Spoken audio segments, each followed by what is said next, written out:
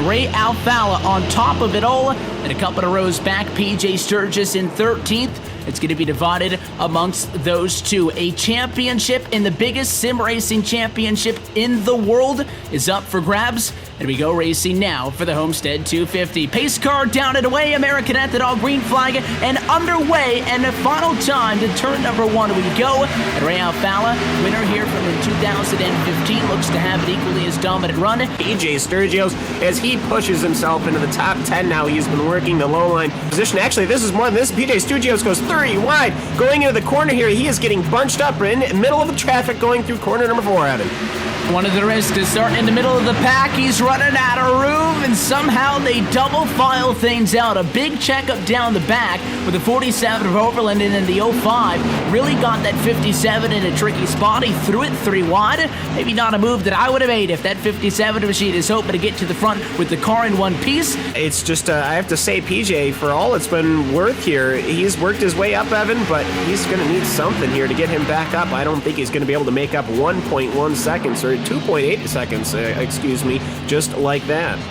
The problem for PJ Sturgis, as we noted into tonight, is obviously a 5-point deficit. Now, it could be a lot worse. It could be a 20-point deficit to the point where you have to hope that Ray Alfalla essentially crashes out of this race. You have to win, and depending on how many cars are on the lead lap, but again, you still don't win it. But still, to that point, you need Ray Alfalla to not win the race. And maybe, how good that 2 machine has been this year, you need the 2 to have some sort of a mistake. He needs to falter at some point in this race. PJ Sturgis, you can have a great race. You can go 13th to 2nd in the opening 40 laps of this race, as he did, finish 2nd, and not be able to get the job done. Ray Alfalla inching a little bit closer to securing that 1 point for leading the most laps, but Michael Conti wants to get up and lead some laps of his own, looking to the outside at a corner number 2. He is there. The 5 car gets a great run out of corner number 2, and Michael Conti will look to go to the top of the board one more time. The 2 of Ray Alfalla continues to work the inside, but man, oh man, that peak number 5 is some strong at a corner number 4. Michael Conti to the lead on lap number 84. Here they go once again, though, high in 1 and 2. To the inside goes PJ Sturgis, side by side with Alfalla and with Michael Conti for the race lead at Homestead. Down the back straightaway they go. Hudson in the way on the inside, gonna hold the white line. A tight squeeze, the 57 got it. Sturgis gonna go from 3rd to 2nd and now try to challenge for the race lead. PJ Sturgis, he is going to make the pass on Michael Conti. Ray Alfalla, he's going to try to go along the outside here. Michael Conti now able with the room to breathe onto the inside. So Ray Alfalla, massive shoot from the exit of 2. He works his way through right to the rear bumper of PJ Sturgis. Here they go in a 3 and 4. PJ Sturgis looks like he is going to get that first lap, but he's climbing up the track actually a lot faster than I thought he would. Ray Alfalla might be able to get a good fight back. No, he's going to sit behind, so PJ Sturgis is going to get that point. Live points may have them at a time. The 57 pulls the strategy card to the apron in turn 3 and headed pit side.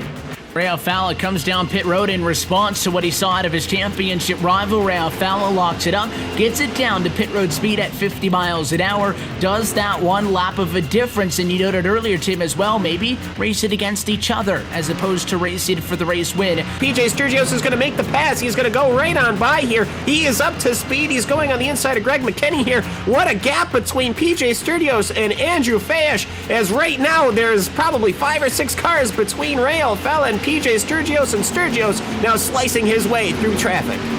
If we go back to that conversation earlier, PJ Sturgis could win this race, not win the championship. He needs the 2 to lose a couple of positions. The magic number is 1. With everything on the line, it's a battle for 2nd. Ray Alfalla up the inside and clear at a turn number 2. PJ Sturgis works the inside. The 2 of Alfalla once again is boxed in. Little bump to the 74 of Taylor Hurst. Keep in mind, Hurst wants to win that first career victory. The 57 of Sturgis to the inside. They run closer, 3 and 4. Sturgis trying to win a championship as they come out of 4. They'll drag race down the front straightaway. Fowler stays high. He'll give his push to the back bumper of the 74. Drag race that time, 1/100th of a second in favor of Taylor Hurst over PJ Sturgis for the race win. But here comes the 57, the Hail Mary move on the inside. He tries to go for the race lead down the back straightaway. The 2 has jumped ship from the top. He'll go to the inside and line behind the number 57 as PJ Sturgis looks for and gets the race lead with 159 laps down. PJ Sturgis up in front in car number 57. If he gets that 5th win, even if he doesn't win the championship, it's going to be a really great season for that 57, a breakout year.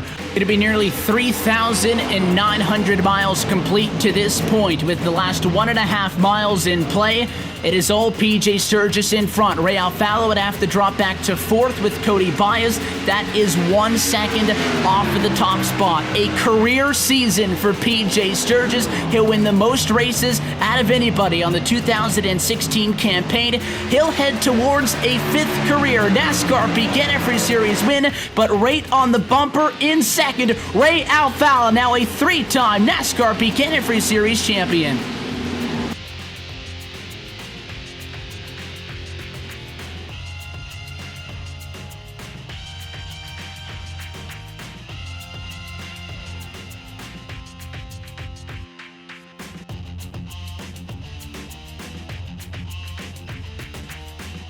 It was a P2 finish tonight for Ray Alfalo. He came into tonight with +5 in the championship standings, and with that result here tonight, the official number 634 points for Ray Alfalo compared to 632 for PJ Sturgis. Ray Alfalo is now a 3-time NASCAR Peak Antifreeze Series champion. 16 races have come and gone, and the 2016 campaign falls into the rearview mirror. As always, we want to thank all of you so much for watching this presentation of Race Spot TV, streaming live on iRacing Live, Fans Choice TV, and the Motor Racing Network. For more information on the iRacing World Championship Series, you can visit wcs.iracing.com. On behalf of the entire team behind the scenes at Race Spot TV, for Will Vincent, Hugo Louise, and the rest of the WCS crews, for everybody who made these broadcasts possible all season long, a shout out to Randy Cheneth, Andy Kessler, Cisco Scaramouza for helping out,